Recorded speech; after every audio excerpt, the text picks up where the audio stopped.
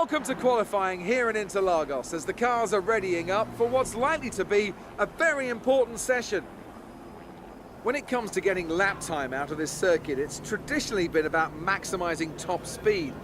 Do you simply remove as much downforce as possible, hang on into the corners and max out down the straights?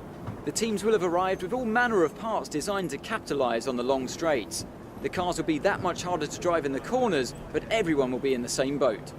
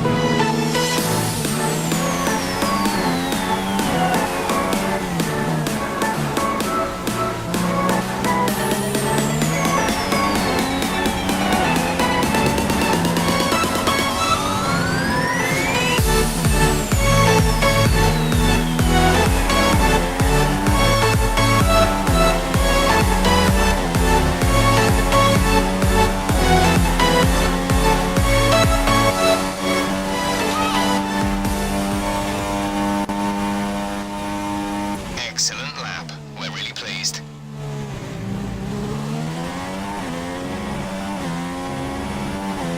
The grid is all set then for the race tomorrow. But before we go, let's quickly remind ourselves of our top three, who are Hamilton, Rosberg and Sebastian Vettel. It's time to leave for now, but we'll be back tomorrow when the Grand Prix itself gets underway.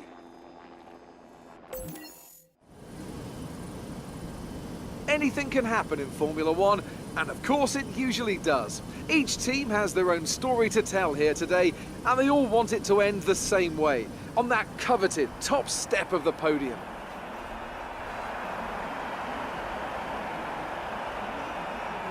It's an unusual anti-clockwise race here at Interlagos, where the Sao Paulo locals are packed into the grandstands at each of the 15 corners around this classic 2.7-mile circuit. Two very fast sections bookend the famous and highly technical Sector 2, where getting a good run out of Junsao into one of the two DRS zones will be the key to any overtaking prospects today. So as we look ahead to what I hope will be a very entertaining race, I have to ask Anthony Davidson what you expect to see in terms of strategy today. I mean, do you expect a lot of tyre management? A lot of fuel management? Well, don't we always?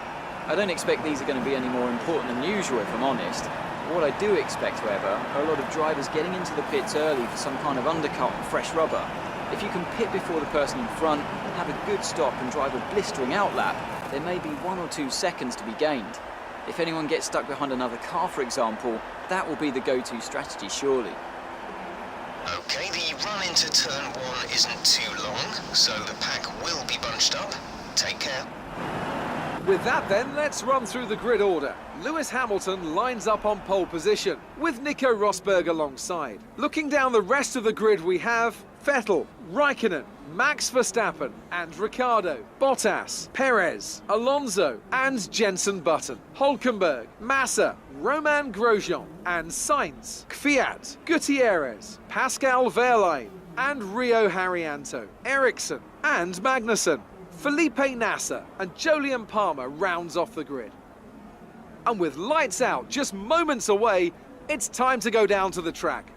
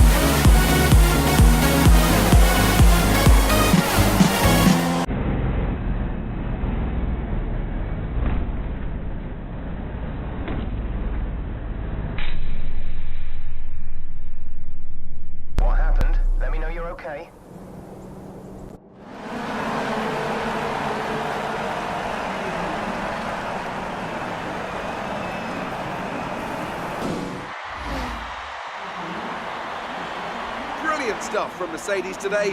That's another historic win. Tell me, Ant, what was the key to this success? Well, I think the track conditions just really suited their car today. Wind, track temperature, you name it. These cars come alive when the tyres are just at the right temperature. So the more easily you can keep them there, the better your race tends to go. And that's exactly what happened. Their car just looks so comfortable out there.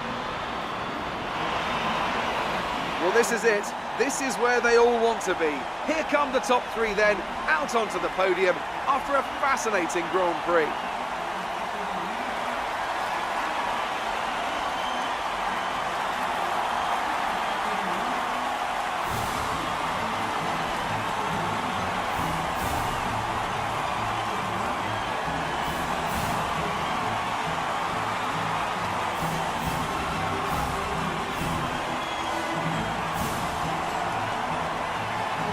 And now let's take a look at the drivers' standings. Lewis Hamilton takes over the lead of the Drivers' Championship after an excellent result. And now I'd like to ask you, Anthony Davidson, who was your driver of the day?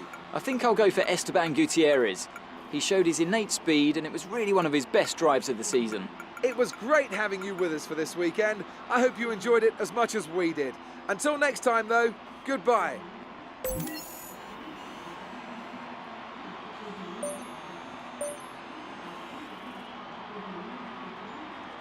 You